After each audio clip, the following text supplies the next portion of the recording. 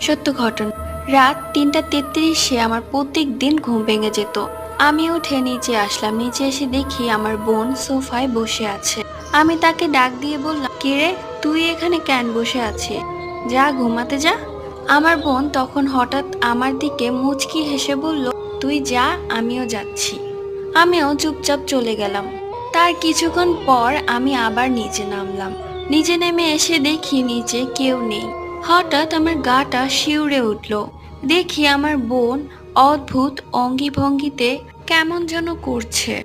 আমি তাকে ডাক দিয়ে বললাম, এই আপু, এই আপু, তোমার কি হয়েছে? আমার বোন তখন হা হা করে হাসতে লাগলো আর বলল, তোর বোন আজ আমার হাতে মরবে।